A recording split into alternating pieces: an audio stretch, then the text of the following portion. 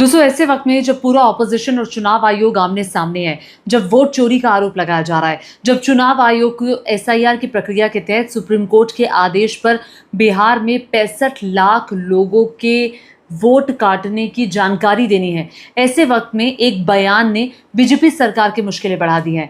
जी हां, मोदी सरकार की मुश्किलें बढ़ाई हैं मोदी सरकार की ही एक मंत्री, तेज तर्रार नेता निर्मला सीतारमण के पति ने। परकला प्रभाकर उनका नाम है।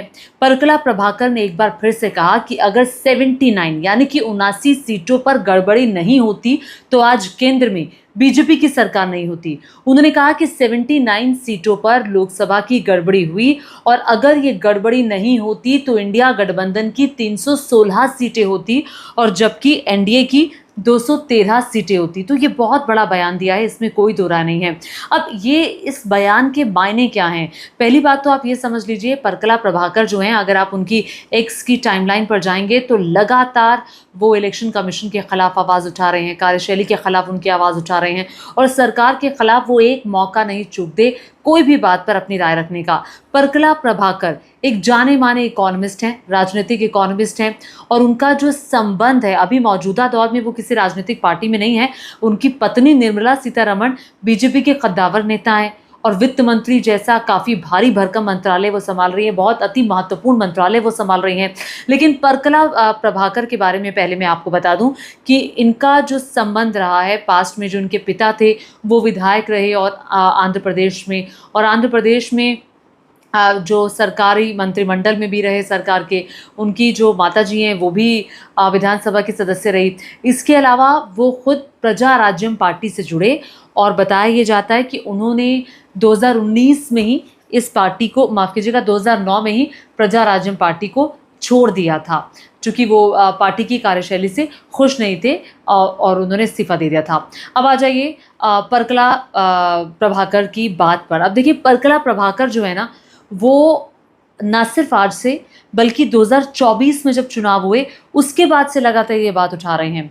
परकला प्रभाकर ने एक बार नहीं बल्कि कई बार मोदी सरकार को आड़े हाथों लिया है, निशाना साधा है और अब ये बयान देकर उन्होंने जाहिर तौर पर निर्मला सीतारमण की और मोदी सरकार की मुश्किलें तो बढ़ा दी हैं कि 79 सीट पर अगर देश का एक जाना माना राजनीतिक आर्थिक मामलों का जानकार ये कहता है कि अगर 79 सीट्स पर गड़बड़ी नहीं हुई होती, अगर धांधली नहीं हुई होती, वो ये दावा कर रहे हैं, तो फिर देश में केंद्र में तीसरी बार नरेंद्र मोदी की सरकार नहीं बनती। उन्होंने बाकायदा एक एक करके कई सवाल चुनाव आयोग से वो लगातार 2024 से ही पूछते आए हैं, जिसका जिक्र आज राहुल गांधी कर रहे हैं। जिसका जिक्र राहुल गांधी कह रहे हैं ना कि फर्जी वोटर लिस्ट, एक व्यक्ति का पता जो है कई लोगों का पता एक ही जगह पर कैसे हो सकता है। तो इस तरह के तमाम सवाल जो आज राहुल गांधी पूछ रहे हैं, ये सारे सवाल जो परकला प्रभाकर है वो पूछ चुके हैं 2024 में। आइए एक एक करके मैं सभी बातें आपको बताऊंगी, लेकिन जो मौजूदा उनका स्टेटमेंट है उस पर गौर कर लेते हैं। देखिए, परकला प्रभाकर कह रहे हैं कि 2024 के लोकसभा चुनाव में 79 संसदीय सीटों पर नतीजों में कथित हेरफेर के बारे में उन्होंने गंभीर सवाल उठाए। कोच्चि में एक बयान में उन्होंने दावा किया था कि बीजेपी ने सीटों में हेरफेर करके तीसरी बार सत्ता हासिल की है। उनके विश्लेषण के अनुसार इन सीटों पर मतदाता सूची में अनियमितताएं हुई हैं, जैसे फर्जी वोटर बनाए गए हैं, डुप्लीकेट वोटर का जिक्र किया और गलत पतों के आधार पर वोटर जोड़े जाने की शिकायतें की थी। अब ये वही बातें जो राहुल गांधी उठा रहे हैं। उन्होंने विशेष रूप से बिहार, कर्नाटक, महाराष्ट्र जैसे राज्यों में मतदाता सूची में संदिग्ध वृद्धि और एसआईआर प्रक्रिया पर सवाल उठाए। तो 79 सीटों की डिजिटल मतदाता सूची की जांच के लिए एक स्वतंत्र समिति बनाई जानी चाहिए, वो ये भी कह रहे हैं, और सिविल सोसाइटी के सदस्य इसमें शामिल होने चाहिए और जाहिर तौर पर वो चुनाव आयोग की पारदर्शिता और जवाबदेही के बारे में भी सवाल पूछ रहे हैं, जो कि उठना लाजमी है। अब देखिए, ये पहला मौका नहीं है, ये बात परकला प्रभाकर पिछले साल से ही लगातार पूछ रहे हैं। अब 79 सीट्स का वो जिक्र कर रहे हैं। इससे पहले मैं आपको बता दूं, 2024 में ही उन्होंने बाकायदा ये बयान दिया था कि अगर नरेंद्र मोदी तीसरी बार प्राइम मिनिस्टर बन जाते हैं तो फिर देश में कभी चुनाव नहीं होंगे, देश का संविधान बदल दिया जाएगा। मोदी खुद लाल किले से हेट स्पीच देंगे और लद्दाख, मणिपुर जैसी स्थिति पूरे देश में बन जाएगी, ये उन्होंने बयान दिया था। और साथ ही साथ कोरोना को लेकर के सरकार की निष्ठुरता को उन्होंने उजागर किया था। वंचितों की मदद करने की जगह सरकार हेडलाइंस मैनेजमेंट कर रही थी, अपनी पीठ थपथपाने में लगी हुई थी। उन्होंने एक बड़ा आरोप लगाया था और उन्होंने साथ ही ये भी कहा था कि देश के प्रधानमंत्री नरेंद्र मोदी को इकोनॉमी की समझ नहीं है। उन्होंने कहा कि आर्थिक मंदी पर उन्होंने चिंता व्यक्त की और कहा कि नरेंद्र मोदी के नेतृत्व वाली सरकार ने अपनी नई नीतियों को तैयार करने की इच्छा नहीं दिखाई है। जब देश में कोरोना महामारी फैली थी तब केंद्र सरकार विफल रही थी, लेकिन उसमें सबसे बड़ी भूल देश के प्रधानमंत्री जी से हुई। इसका वो सबसे बड़ा इसका ये जो है सबसे बड़ा फेलियर था। साथ ही उन्होंने बीजेपी को आड़े हाथों लेते हुए ये भी कहा कि नेहरूवादी समाजवाद की आलोचना करने की बजाय जो केंद्र की सरकार है उन्हें राव और सिंह यानी कि नरसिम्हा राव और मनमोहन सिंह का जिक्र कर रहे हैं आर्थिक मॉडल को अपनाना चाहिए, जिसने अर्थव्यवस्था के उदारीकरण का मार्ग प्रशस्त किया। तो कुल मिलाकर के वो लगातार निशाना साधते आए हैं। कोई ये पहला मौका नहीं है जिस पे वो निशाना साध रहे हैं। मैं आपको बता दूं कि वो पहले भी कह चुके हैं कि प्रधानमंत्री नरेंद्र मोदी को इकोनॉमिक्स की समझ नहीं है, बहुत सारी चीज़ों की उन्हें इसके अलावा समझ नहीं है। 8 महीने पहले जो झारखंड में, महाराष्ट्र में, हरियाणा में चुनाव हुए थे, उसको लेकर भी उन्होंने गंभीर सवाल उठाए थे। ख़ासतौर पे महाराष्ट्र को लेकर वो गंभीर सवाल उठा चुके हैं।